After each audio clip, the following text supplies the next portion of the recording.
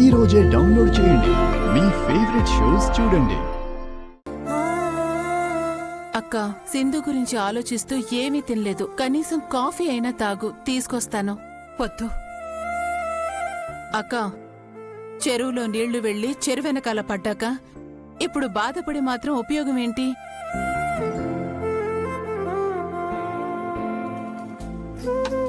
పాపం, సింధుకి జరగాల్సిన అన్యాయం ఎప్పుడో జరిగిపోయింది కదా.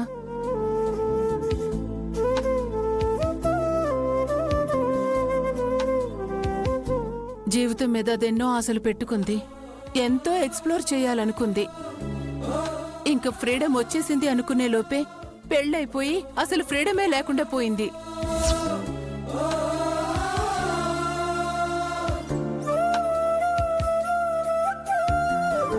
నానమ్మా, నేను ఆస్ట్రేలియాకి వెళ్ళడానికి తాతయ్య గారు ఒప్పుకుంటారని నాకు తెలుసు.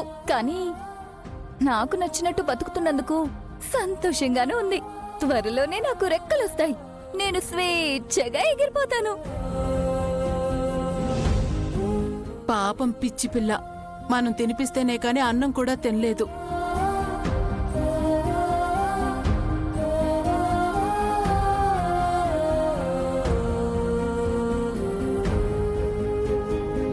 అలాంటి సింధు కాపురం ఎలా చేస్తుందో నాకైతే చాలా కంగారుగా ఉంది.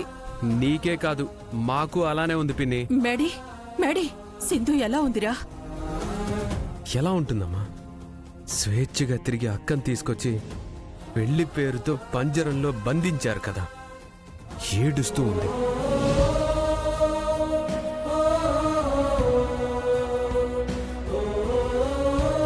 మరి అప్పుడే ఎందుకు వచ్చారా? ఇంకా సేపు తనకి తోడుగా ఉండొచ్చు కదా. ఏంటి పెదనాన్న ఉండేది? అది ఇల్లా పశువుల పాక.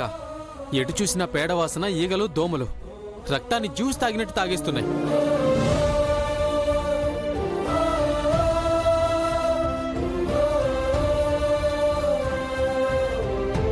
అవును పెదనాన్న, అక్కడ అక్కకి వాష్రూమ్ కూడా లోపల లేదు, బయటే ఉంది. అది కూడా అందరికీ కంబైన్డ్.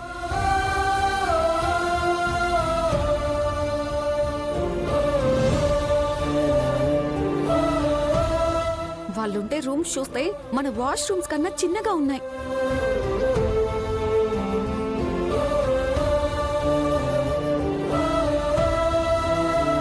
ఈ కొద్దిసేపు ఉంటేనే మాకింత కష్టంగా అనిపించింది. ఇంకా అక్కడ లైఫ్ లాంగ్ ఎలా ఉంటుందో ఏంటో.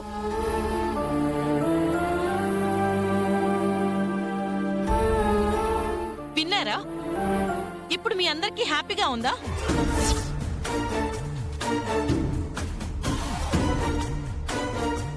పొలంలో పెరిగిన కలువ పువ్వుని చెరువులో వేస్తే అడ్జస్ట్ అవుతుందేమో కానీ మురిగుంటలో వేస్తే అడ్జస్ట్ అవ్వలేక చచ్చిపోతుందన్నయ్యా.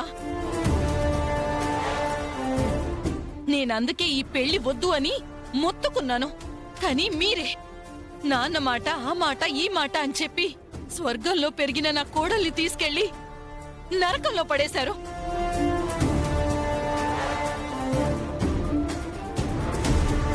మహారాణిలా పెరిగిన మన సింధు ఇప్పుడు ఆ పశువుల మధ్య, ఈ పల్లెటూరి మనుషుల మధ్య ఎలా ఉండగలుగుతుంది?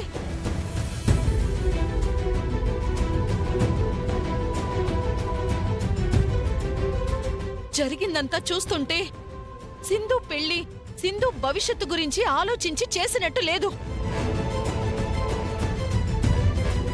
నాన్నగారు పట్టుదలని నిరూపించుకోవడానికి చేసినట్టు అనిపిస్తోంది.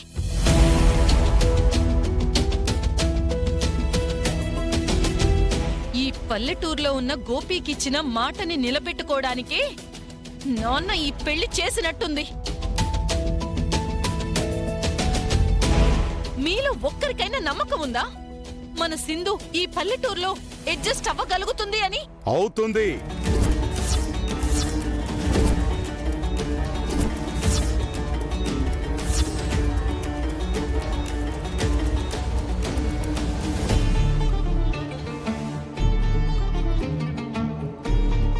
అవుతుంది.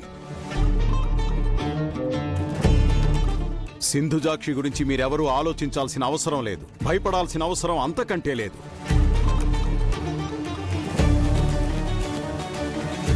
మన సింధుజాక్షి మన ఇంట్లో కంటే ఇక్కడే సంతోషంగా ఉంటుంది.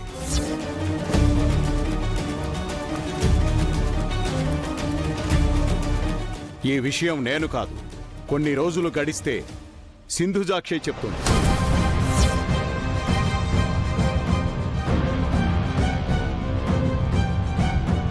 పట్టణాల్లో అలవాటు పడిన వాళ్ళకి ఈ పల్లెటూర్లు హీనంగానూ దీనంగానూ కనిపించవచ్చు.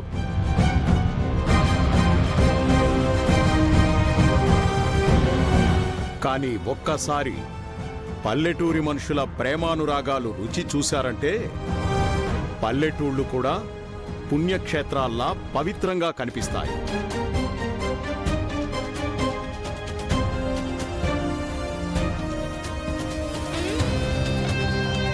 అమ్మా హైమావతి, కొలనులో పెరిగిన కలువ పువ్వుని మురికి గుంటలో వేశానని ఎవరనుకున్నా పర్వాలేదు.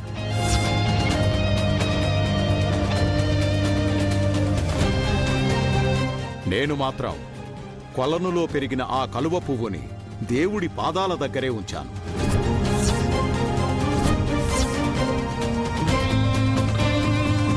నన్ను నమ్ము, నీ బిడ్డ చాలా సంతోషంగా ఉంటుంది.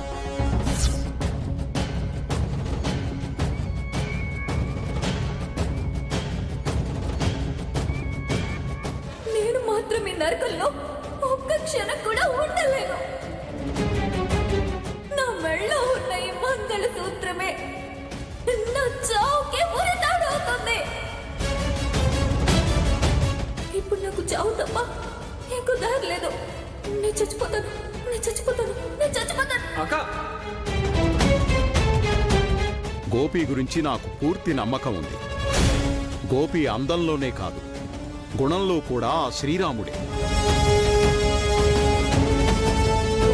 అందుకని సింధుని సీతని చేసి తన జీవితాన్ని వనవాసంగా మార్చేస్తారా? అది వనవాసం కాదు, వైకుంఠం, వైకుంఠం, వైకుంఠం.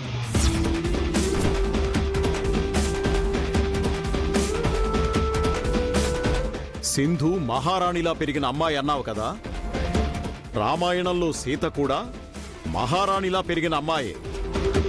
కష్టమైనా సుఖమైనా భర్తతోనే అనుకుంది కాబట్టే ఈరోజు దేవత అయింది.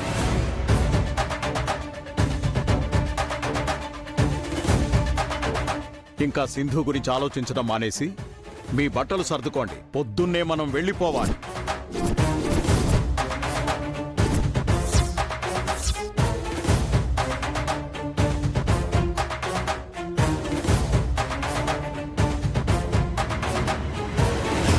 ఇప్పుడు చెప్తున్నాను విను.